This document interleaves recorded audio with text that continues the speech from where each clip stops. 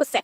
Next है हड़प्पा सभ्यता को कांस्य युग की सभ्यता कहा जाता है। क्यों कहा जाता है? इसके पीछे रीजन होगा, बिल्कुल रीजन है। तो ये जो हड़प्पा सिविलाइजेशन है इसे इंडस वैली सिविलाइजेशन भी बोलते हैं। इसका रीजन है कि ये सिंधु नदी के किनारे है, इसलिए इसे सिंधु घाटी सभ्यता भी नाम दिया गया है। सबसे पहला स्थल हड़प्पा खोजा गया था, इसके आधार पर इसे हड़प्पा सभ्यता भी कहा जाता है। अब इसे क्या नाम दे दिया गया है? Bronze age civilisation. तो ये नाम इसलिए दिया गया है क्योंकि यहाँ पे कहा जाता है कि जो लोग थे हड़प्पा सभ्यता के लोग, वो तांबे, या ध्यान देंगे यहाँ पे तांबे और टीन को मिला करके, ठीक है, यहाँ के जो लोग थे हड़प्पा वासी, इन्होंने तांबे और टीन को मिला करके कांस बनाने की कला को ये जानते थे, उसका उपयोग करते थे। किसमें उपयोग करेंगे? तो मान लीजिए औजार बनाने में इस ब्रोंज का उपयोग करेंगे, और हथियार बनाने में इसका उपयोग करेंगे, और कई अन्य वस्तुओं को बनाने के लिए इस कांस का प्रयोग करते थे। यानी कि सिंपल सी बात है, ये कांस का प्रयोग करना जानते थे, इस कारण इसे कांस युग की सभ्यता भी कहा जाता है। किसे मिलाकर के बनाते थे? तो याद रखेंगे तांबे और टीन को, क्यों तांबे टीन से ये परिचित थे ना, लोहे से तो ये परिचित थे नहीं सिंधु सभ्यता के लोग, तो ये कांस का प्रयोग करना जानते थे। दैट्स व्हाई इसे क्या कहा जाता है?